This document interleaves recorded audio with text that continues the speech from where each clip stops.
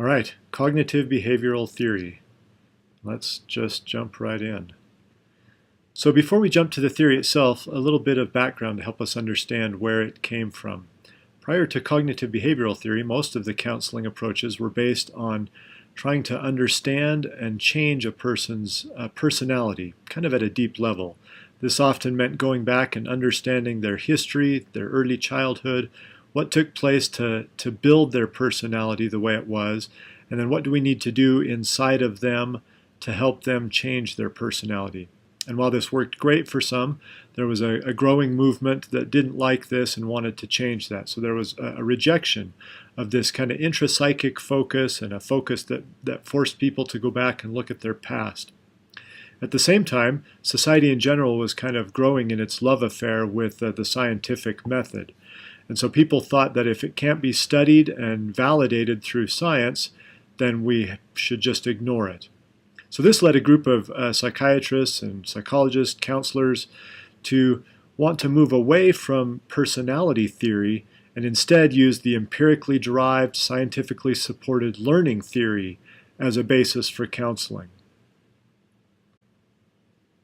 So before we talk about cognitive behavioral counseling itself, let's spend a minute to understand the learning theory that it's based on. And to do that, we need to start with our friend Ivan Pavlov here, who had what I like to call a digestive accident. And he was doing research on the digestive reflexes of dogs, mainly taking a look at their salivation, the production of saliva and other gastric juices. And his research was good enough and new enough and important enough at the time that in 1904 he was awarded the Nobel Prize in Physiology. So this is a smart guy who knows what he's doing. And when he was giving his acceptance speech for his Nobel Prize, he began talking about what he called conditioned reflexive responses. And this was something new. No one had ever heard of this before, but it ended up becoming what we remember Pavlov for. Let's take a look at his experiments so we can understand that a little better. So here's a diagram that shows what was going on with Pavlov and what he learned. We know that if you present food to a dog, they salivate. It's a natural reflex. Pavlov called it an unconditioned response. We might say an unlearned response or just a natural reflex. Whereas if you just blow a whistle, they don't salivate. Obviously, there's no connection. So then Pavlov would pair that neutral stimulus, the whistle, with presenting this food that has an automatic or a reflex response. And you'd still get that unconditioned or unlearned response because the food is there. But if you pair these two together enough, pretty soon the dog comes to associate the whistle with food. And so their body has this learned response. This becomes a conditioned stimulus and a conditioned response or a learned response based on this pairing over here. So this process forms the foundation of what Pavlov called classical conditioning. It's the pairing of a natural with an unnatural stimulus. And over time, the unnatural stimulus ends up producing the same response, becomes a conditioned or a learned response. The idea here is that a stimulus will lead to a response. So that's classical conditioning.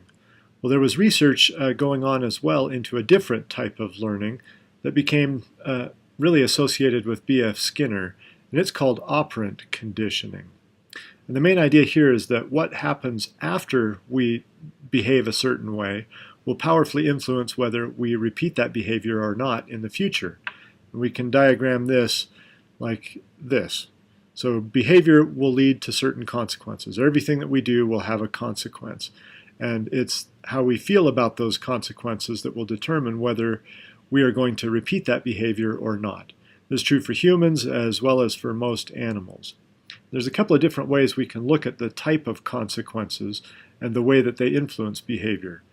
So a consequence that increases behavior is typically called a reinforcement. And any consequence that decreases behavior is called a punishment. And when we're applying consequences or creating consequences, we can either give something after a behavior is done, and we would call that then a positive consequence, not positive because it's good or desirable, but positive just because we've added something to the environment. Or we can take something away as a consequence, and that would be a negative consequence. So for example, if my child is misbehaving and I decide that to change their behavior, I want to apply a consequence, I could give them a timeout. That would be a positive punishment because I want to decrease the misbehavior, but I have applied something, the timeout, to the system. Or if I want to, let's say I want to increase behavior, my child studies really well, and I want to increase that behavior, so I want to reinforce that, I can do it by taking away some of their chores. That would be a negative reinforcement. The main idea that came out of all this research is that when we want behavior to repeat, the best way to do it is not to punish certain things, but to provide reinforcement kind of in a variable fashion, intermittently. That's the best way for us to influence behavior. One final type of learning theory here that's important to understand, social learning.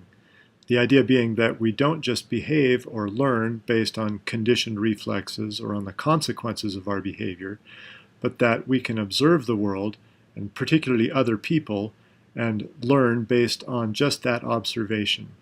And Albert Bandura is most commonly associated with this approach to learning.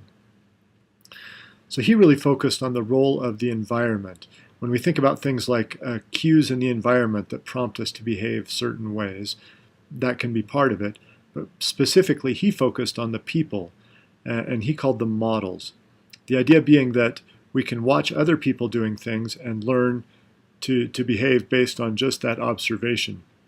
His classical experiment was the Bobo doll, where he put some kids in a room and had an adult in the room who was kind of playing violently with a Bobo doll. And those kids, after the adult left, would then go behave and do almost the same exact kinds of behavior. So they learned, they weren't reinforced, they weren't told to go do anything, there was no conditioned stimulus, but just through that observation they learned to behave that way.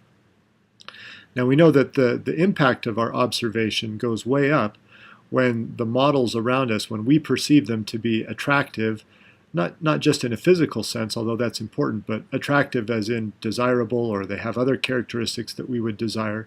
So when they're attractive, when they're similar to us in race, gender, age, other characteristics, and when we perceive them to be powerful. So if we were to observe a teacher or a police officer behaving a certain way, that would increase the likelihood of our behaving that way as well. So with Bandura's model, the idea is that behavior is influenced by personal factors as well as by environmental factors, but that those factors all kind of influence each other. And this kind of is a nice summary of all of those different models, that personal characteristics could include our natural reflexes, that's going to impact behavior and can be conditioned. Our environment, not just those cues in the environment, but also the consequences of our behavior, that's going to influence behavior. And then the social models around us will influence our behavior. Okay, a quick summary then of behaviorism and how that applies to client problems. The main idea here is that behavior is caused by what comes before it, what comes after it, and the social context in which it takes place. So if that's what causes behavior, then if we want to change behavior, we're going to change the things that come before it, the things that come after it, and its social environment. Now there's one industry that's made a study of how do we do this and how do we perfect it. Millions have been spent. Those are the folks in Las Vegas, where they manipulate what comes before, what comes after, and the social environment probably better than anyone else to get people to spend their money and to stay gambling. Okay, a couple of other important points about the behaviorists, and this carries over into the cognitive behavioral counseling as well. First is the notion of a functional assessment. The behaviorists are probably the best at doing a really careful, meticulous assessment of what's going on. So they get a lot of detail about this problematic behavior. So with the picture there, I'm using the example of drinking. If someone comes in and says they want to change their drinking, they would get an incredible amount of detail about that. They'd look at when does it occur, where, what's going on before it, what goes on after it, What's the context and the environment? When does it not take place? They'd get a lot of detail about all of that. And then they would ask the person to carefully track all of those things over a span of time. And sometimes just tracking that behavior will start to change the behavior itself. They'll look for things called secondary gain. What might be reinforcing this behavior that the client isn't really aware of, but that ends up producing that behavior over and over again? And then finally, you want to understand what is it that the client really finds rewarding, and how can we then use that to manipulate through reinforcement and punishment and help the client change their behavior. Behaviorists, probably more so than any approach we'll study this semester, really have a precise and focused way of doing goals. Goals are important in behaviorism and in cognitive behaviorism. So we'll spend some time in class tomorrow talking about how they do their goal setting.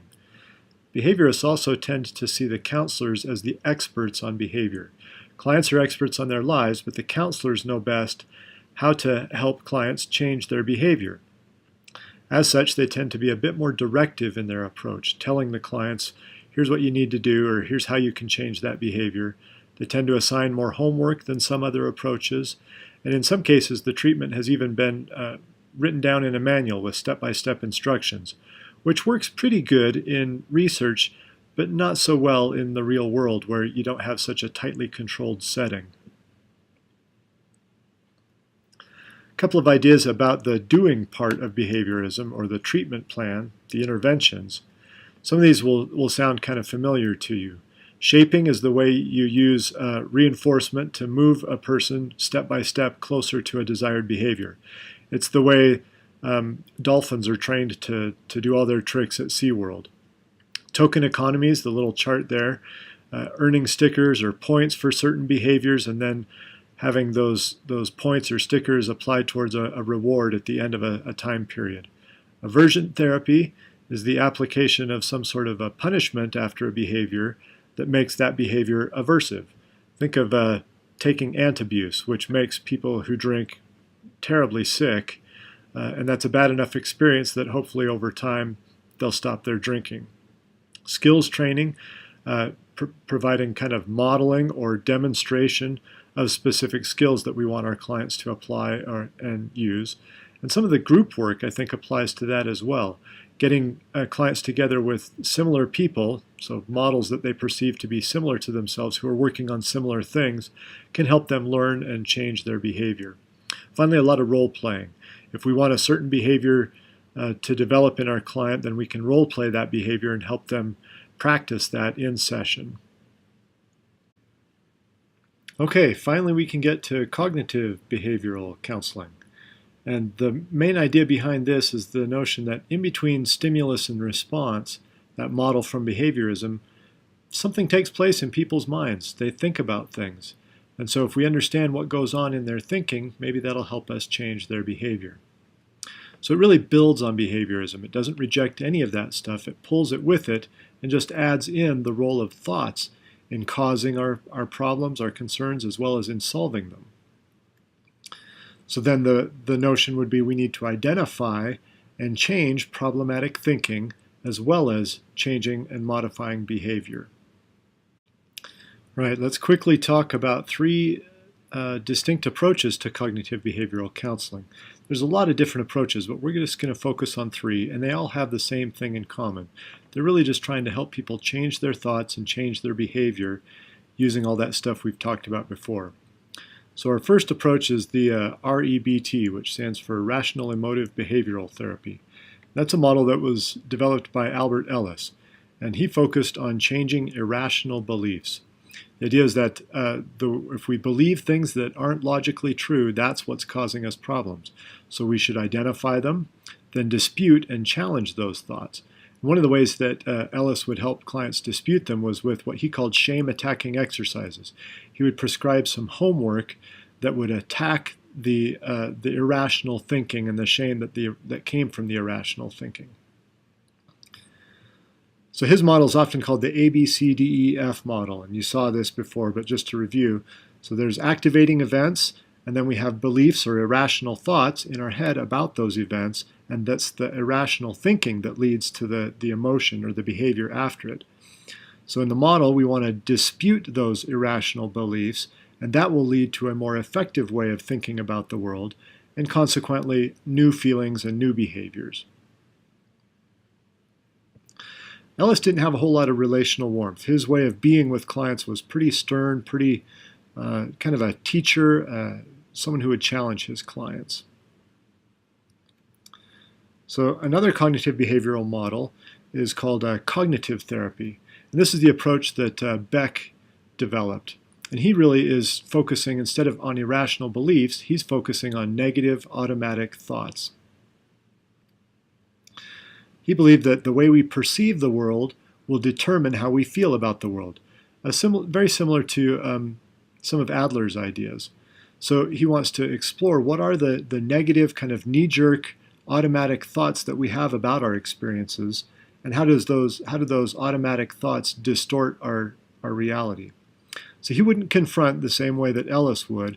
He would use a lot of Socratic questioning. And that's the idea of using questions to help the client arrive at their own conclusions. Rather than telling clients what they ought to think or feel or do, he would use questions that would invite the client to consider things and arrive at their own conclusions. He called this a collaborative empiricism. We're going to together, the client and I, are going to explore and kind of apply the scientific method to challenge these thoughts. He saw that a warm therapeutic relationship as central to his approach. Right, one final model of cognitive behavioral counseling called cognitive behavior modification. This is a model that was developed by Meichenbaum, which focuses on problematic self-talk, the way we talk to ourselves and how that factors into our problems. Kind of three phases in his work. First phase, let's figure out what is the self-talk that's going on in your head, and what impact does it have. Secondly, we'll do some skill training and practice doing things, thinking things differently. And then finally, how do you apply it out in the real world? And then do you follow through when you get out in the real world? All right, let's wrap this up. It can be helpful to think about three dimensions in clients' lives. All clients have feelings, they all have behavior, and they all have thoughts. And meaningful client change is probably going to impact all three of these. If a client doesn't change all three, it's probably not a lasting or a meaningful change. But different models will emphasize different components, and different clients will want to address components differently. So in this model, we see that behavior has a huge impact on emotion, but cognition as well impacts both behavior and emotion. In reality, they all influence one another. So, way of thinking in this model. The main idea is that the things that come before, the things that come after behavior, the context of behavior, all of that stuff plays a role in influencing how we think and how we behave. And how we think and behave is what causes or leads to the concerns that bring clients into counseling. Therefore, if we want to change or help a client change, we better change some of the thinking, some of the behaving. Way of being. As I mentioned earlier, in cognitive behavioral counseling, the counselor tends to take a bit more of an expert stance. Call that top-down, because the counselor is going to be doing a bit more of the directing than in some of the other models. It doesn't mean that they don't try to collaborate or build an important, caring relationship, but that they tend to be a bit more, we're the experts on behavior, let us tell you what you need to change and how to change it. As far as the doing and some of the techniques, they incorporate a lot of the behavioral techniques as well as any others that will help to either challenge the way the client is thinking, recognize how those thoughts are impacting their behavior and their feelings, challenge the thinking, and then as well as any technique that will help to manipulate the antecedents, the consequences, and the social environmental context of the behavior. And that's it, cognitive behavioral counseling. All right, cognitive behavioral theory. Let's just jump right in. So before we jump to the theory itself, a little bit of background to help us understand where it came from.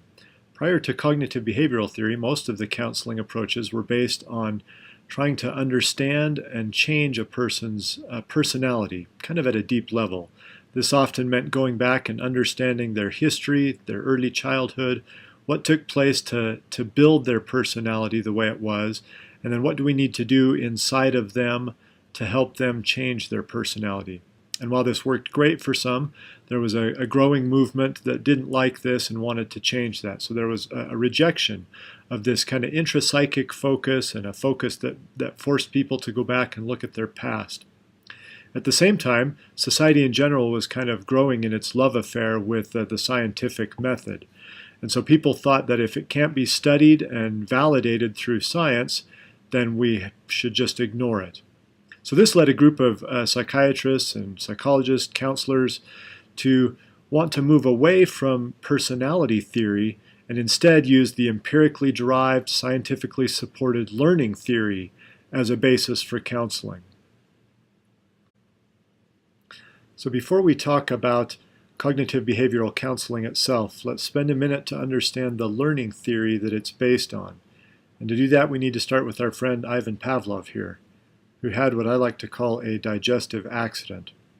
And he was doing research on the digestive reflexes of dogs, mainly taking a look at their salivation, the production of saliva and other gastric juices. And his research was good enough and new enough and important enough at the time that in 1904 he was awarded the Nobel Prize in Physiology. So this is a smart guy who knows what he's doing. And when he was giving his acceptance speech for his Nobel Prize, he began talking about what he called conditioned reflexive responses. And this was something new. No one had ever heard of this before, but it ended up becoming what we remember Pavlov for. Let's take a look at his experiments so we can understand that a little better. So here's a diagram that shows what was going on with Pavlov and what he learned. We know that if you present